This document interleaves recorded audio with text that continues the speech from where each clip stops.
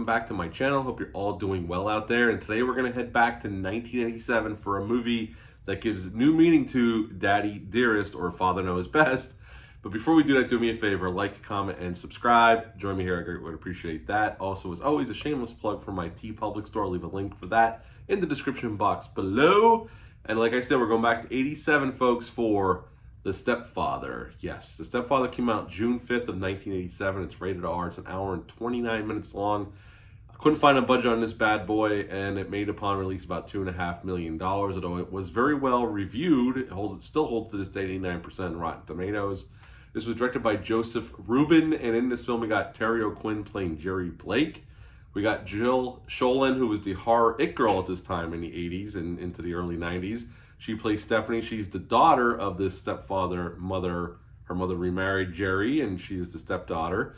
And her mother, Susan, was played by Shelley Hack in this film.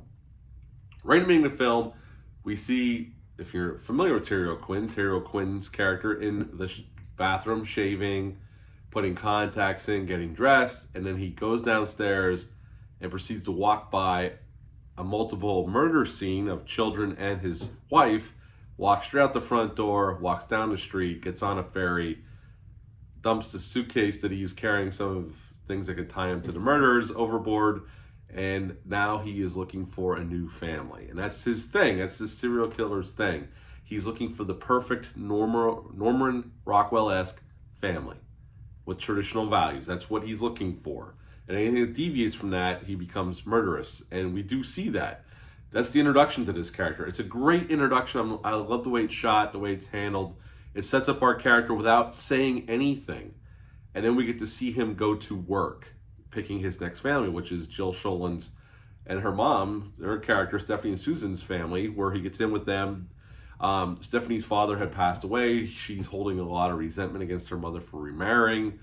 She gets a kind of a weird vibe from Jerry, but he comes off as a very nice guy. The community loves him. He's a real estate agent in their little town. But slowly she starts noticing things, especially at this party they're having, this barbecue, and she's in the basement getting ice cream, and Jerry comes down and starts flipping out, doesn't know Stephanie's there. And Stephanie's kind of just watching, and he's flipping out, saying all kinds of crazy shit. And then he notices her and just says, "Oh, I just had to blow off some steam." And she goes, "Oh, I know what you mean. I gotta get going. No, Mom's gonna be looking for me." And that's her first inkling that something's a little bit off about Jerry.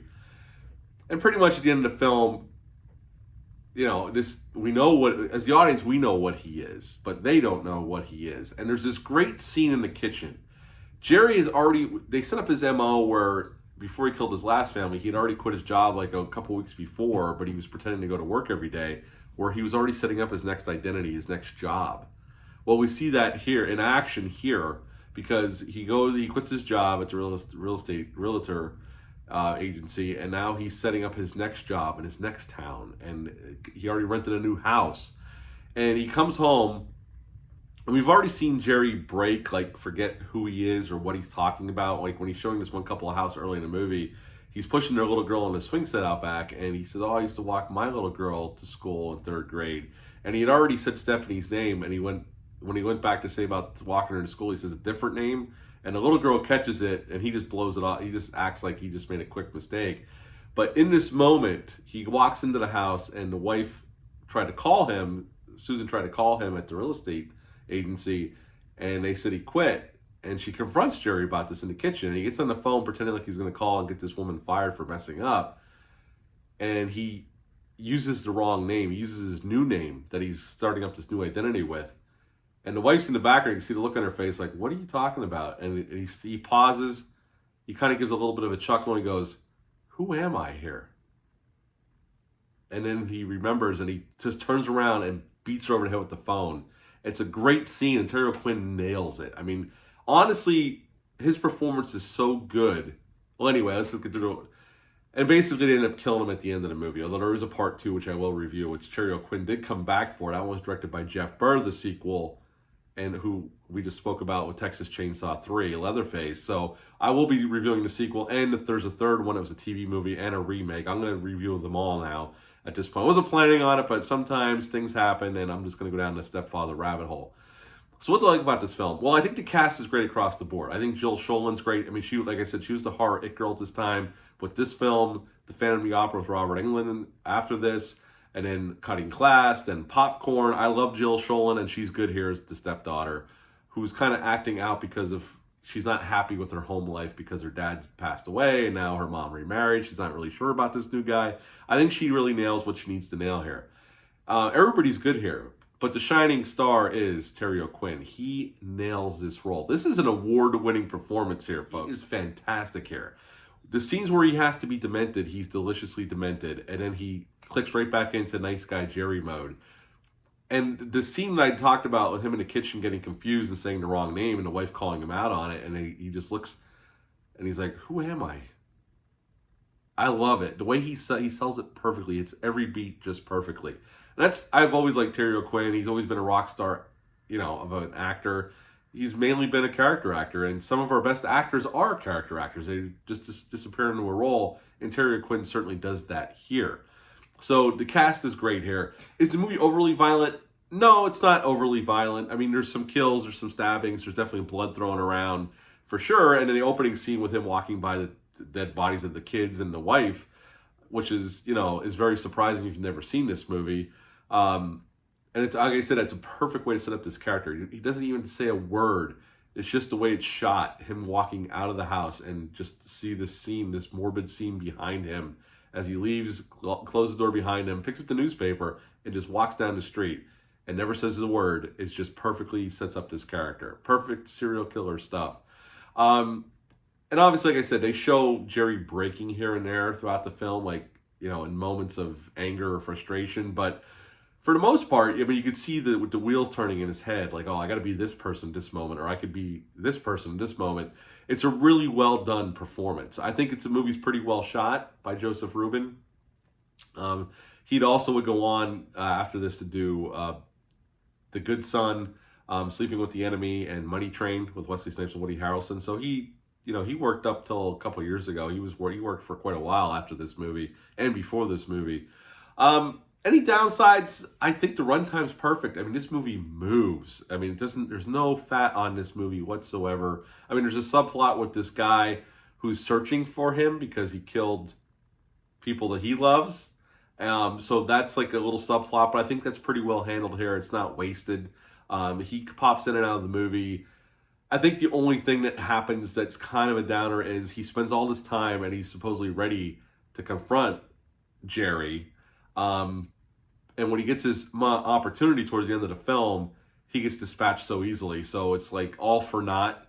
So at that point, I think it's well handled. Till that point, it's like, well, that character could have been cut out of the whole movie because non-consequential whatsoever. Because at the end of the movie, Susan and Stephanie end up killing Jerry. Although, like I said, there's a sequel. We know Jerry lives. If you've seen the sequel, you know Jerry survives. But at the end of this film, this was a one-off, you would think he's dead because they stab him in the heart and he gets shot like 2 times by the mom. So, but overall, I don't have too many negatives about this film. This is a really well-done horror thriller. And if you've never seen it, just for Terry O'Quinn's performance alone, check this movie out. I do think it's streaming on Tubi, but don't quote me on it. It was on there, but I know Tubi took a bunch of stuff off and they add stuff all the time. So check, it might be on Tubi streaming for free, and this Blu-ray is available from Scream Factory from years ago. And there's a nice documentary on here about the making of the film. Jill Schoelen's on it, the producers, the director, so it's a nice little documentary about the film. This was shot up in Vancouver, although it takes place in Washington. It was shot in Vancouver. This was actually loosely based on a true killer that got away with it for 18 years. He was on the run. John List was his name. In 1971 in Jersey, he actually killed his family.